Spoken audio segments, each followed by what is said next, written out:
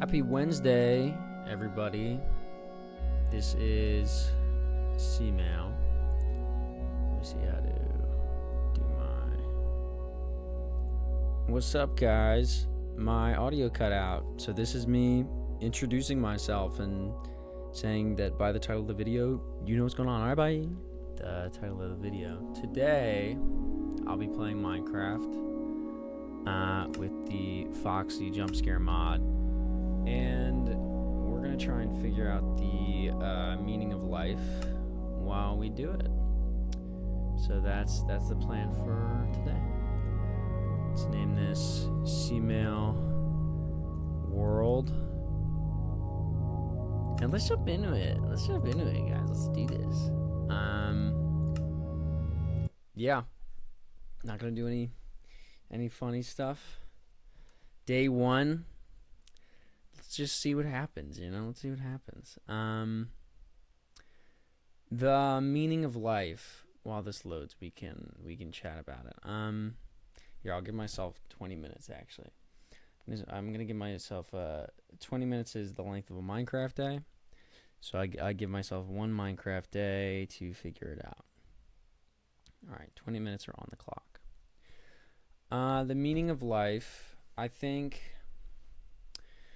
a lot of people believe that it's happiness. Like, happiness is why we're here, is to feel those dopa hits of just the neurotransmitters like serotonin and stuff like that make you feel good. Maybe oxy, I forget exactly what it's called, but oxy something, like the love neurotransmitter.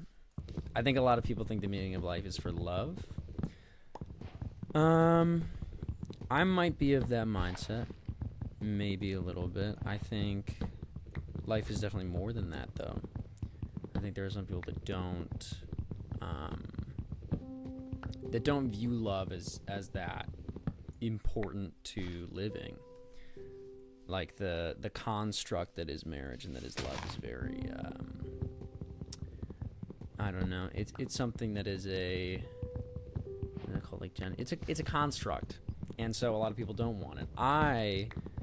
Maybe it's my genetics in my brain or something that's been passed down onto me, and so I definitely know that I want that. I know that I want to be a dad, have little female babies roaming around that I can drive to soccer practice or something like that. Anyway, here we are, guys. This is the Minecraft world. I might start killing some sheep just to, you know, get some wool, get a bed. It is weird. My sprinting right now is not holding down shift, so I gotta change that at some point. But I don't want to waste a lot of time because we do have to figure out the meaning of life. Here, let me just get some stone. My plan with this world is to make it just the best world there is. It's been a while since I played Minecraft. I think I grew up with Minecraft and then eventually got to a point in my life where other things just began to take the, you know, priority. But I'm back. I'm hearing this lovely music. This soundtrack, the new soundtrack. I remember when they came out with the new soundtrack, I was pissed. I was like, you better not be replacing my old Minecraft soundtrack. But I do like the new music. It's grown on me. I'm a fan. I like Left to Bloom specifically. That's a favorite of mine. But I think this music is perfect to also find the meaning of life, which is why we're here today. Purpose is a very interesting thing. I think a lot of young people they don't really know what their purpose is in life. And it's really hard for them to find it, especially with the just innate pressure to go to college. At least a lot of middle class young people, their parents are just like, as long as you go to college, I succeeded. And so it's like, okay, as long as you get to college, eventually get your job and whatever. And I think that's putting too much pressure on young people. I think a lot of young people don't know exactly what they want to do. They don't know what their purpose is, and they might think they know what it is, but then they might change it 3 years in. It's like, okay, well, we already spent $80,000 of my parents' money, or loans, even worse. So in that scenario, it's just too much pressure. It's just too much pressure. I think purpose, my purpose in life, it changes all the time. And I'll think I know what my purpose is, and I will do it, or eventually succeed. And in the times when I have succeeded in my life, I've got to that point, and I've realized, oh, this is it. I did it. And I'll feel amazing for a couple days, but just like sadness, happiness is the same thing. It's always fleeting, and it'll just disappear. Or not disappear, but you just get used to feeling good, which, in my view, is one of the scariest things about life, is that happiness is something you can get used to, because you can go your entire life thinking, once I get to this one point, I'm set. Like, that's it. But then you'll get there, and you'll get used to that, and it's like, okay, well, now I need a new purpose, or else why get out of bed in the morning? Now what that purpose is, that's why we're here, because what's the meaning of life? And I think it's, for me, it's what makes me, I think a lot of people will do it. I think everyone does what makes them feel good. Even when you're being altruistic, what that means is like helping other people and making sacrifice. I feel like real sacrifice is something really hard to come by, because being altruistic makes you feel good. It really does. I think I'll make a little house over here. I think I'll make a little house right over there. Let me get some wool though, because I do want to sleep through the night, since I can't defend myself from zombies and skeleton. Yeah, altruism is a very interesting thing, because it feels good to give to charity. It feels good to pillagers. It feels good to do that, to do good things, and to take time and money away from yourself and give it to other people. For some reason, that just feels good. To most people, not all people. But it feels good for me. When I was a kid, I used to give $100 of all my Christmas money and birthday money to St. Jude's Children's Hospital. Not a sponsor. But if you want to give to St. Jude's, give to St. Jude's, please. They're a great organization. Yeah, but that's what I would do. Just as a kid, I would give money away, because it felt good, because, you know, Lego sets were only so much money, and I already had the Xbox. I was already crafting. Let's make a little house. I have an idea. I used to be a really good builder. I don't know if I still am, but we will see. I'll place like a wood floor, I think. Like a nice cute little wood floor. I should go mining. I think for the first episode, I was just gonna build a little house to at least, you know, get something done, just to have a cute little, like, okay, we did that. I think that's a good idea for now. You can strip the logs now, but I don't know if I want to strip the logs yet to make walls, because I think stripped logs make really cool walls, but if I strip the logs, that would just take forever. That would just take so long. So I think maybe I'll make a little porch too. I got neighbors right over there. I got my little pillager neighbors. Can go talk to them about them. I could ask them what the meaning of life is. They'd probably say, shoot you with crossbow. That's what they'd say, because that's all they do, and they do that until they die, pretty much. That's just like their whole shtick. I don't think pillagers really do Much else. Meaning of life. I actually think for me, the meaning of life has to do with people. And I know there's a lot of people who don't think that. There's a lot of, and I'm, I don't think introverts and extroverts really exist. Hot take. I think introverts, I think we switch between introverts and extroverts depending on what rooms we're in. Because a lot of people will say, oh no, they're an introvert until you get to know them. And it's like, yeah, but I'm also, I think a lot of people say I'm extroverted, but it's like I wouldn't be an extrovert if I went to like, I don't know, Japan or something, like where I just don't speak the language. I don't know the culture. It's like I would definitely be an introvert because I don't know how to talk to these people. And so it just depends on the room you're in. But anyway, like I was saying, I do think connection to people is just really, really important. For me, at least, I really care about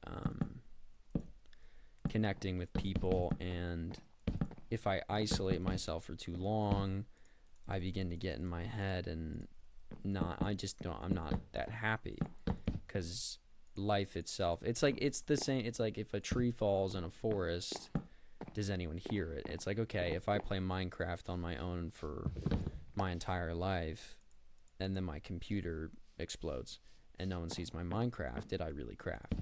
That's kind of the dilemma that we're facing, which leads me to talking about this with you guys. Leads me to being here with you guys to chat about what the meaning of life is. If you have a good idea or you agree with what I am saying, let me know. I'm curious for y'all thoughts. I think part of why I even, because I just knew I wanted to play Minecraft, but I was like, I want people too. And a lot of my friends are sleeping, and I was like, okay, well, I'm gonna, I want to connect with people somehow, so that's why I'm making a video about it. I forgot we had the, excuse me, I'm sure that didn't sound fun. I know we have the Foxy jump scare. I'm not sure when that happens or like how often it happens, because it hasn't happened yet. So if anyone knows that, if anyone knows how long like it usually is between Foxy jump scares, just let me know. Okay, I can go to bed. All right, that is day 1. We still have 8 minutes left in the day because we started midday. So I think we're on to something though, and I think it is I think it has to do with people. I think for me, the meaning of life is a lot about the connection that you have with other people, because the world seems so small when you're in love. If you guys have ever been, ooh, what are you? Cool. If you guys have ever been in love or thought you were in love, there is the world just shrinks. It just shrinks. I was listening to a TED talk of should I put these stairs? I'll do the side. I'll do it on the side. I was listening to this TED talk of Scott Galloway, and he was talking about his kids. And I know I want to be a dad. I know I want some female babies. But I can't. How do I? I'm just not thinking. Fence. Maybe like fence slab or something. He was talking about his kids, and he said, life is so I'm botching it, but he was like, life is so stressful, and you're worried about this and that and that and that. But once your kid gets sick or something happens to your kid, your world shrinks to this. He's like, this is the world, and then that's your world. More than that, and then that. And so it's, if you guys understand what I'm saying, he's saying you know, you care so much about your kids that if anything happens to them, you immediately, like, all your time and energy and what life is just shrinks down to that. And I would have to agree, even though I don't have kids, I would have to agree with that sentiment of, like, it really is about the people you care about. It's about the people you care about and the people that care about you, the love that you give and the love that you receive. Because what life is, just getting out of bed in the morning, the reason... Oh! Was I here before? I'll take that cold, though. I'll take that cold, though. Get a furnace, get some food, start up a farm. Yeah, but what life is changed drastically by the people that you're around. So much of what life is just about the people. And I think, for me, the purpose of, or the meaning of life has to do with your connection to other people. And I was a pretty lonely kid. I think some people say I wasn't, and maybe I'm just like, I just want to be the victim, and I'm like, I was such a loner. But I was kind of a lonely kid. I think I was, or at least I felt like I was. And life really changed when I began to see what it's like being around other people. Because I really liked being alone when I had video games and stuff like that. But I'm sure that was because I could connect through, like, Let's Plays and all of that. With Minecrafters. But it's coming along. It's not bad. We're getting a little house. What just happened? We're getting a little house. Let me make some fences. Please don't be a gate. Nah, is that gonna be a gate? I think that's gonna be a gate. It's fine. We need gates anyway. Yeah, it's a gate. I think we need 2 gates. Yeah, 2 gates. Yeah, just the people you surround yourself with change your life or your relationship to what life is, at least from at least in my opinion. That's how I viewed it. When I discovered as a kid you could play video games with friends, like my brother would play video games with friends, I was like, that's a game changer, because I did it for the first time and it was so much more fun than anything I've ever experienced. It was just like, oh my gosh, this thing that I love, I can share it with people. And for me personally, I think that's what a lot of my life is. It's like, when something makes me feel really good, the first thing I think is, how can I get this out there? How can I share it with people? I don't want to keep it just like all cooped up inside. I want to share it with as many people as I can and hope that they get it, that they understand why it makes me feel so good. But more than that, I hope it makes them feel just as good. Like, that's part of why I'm living is... and I do have to decompress sometimes.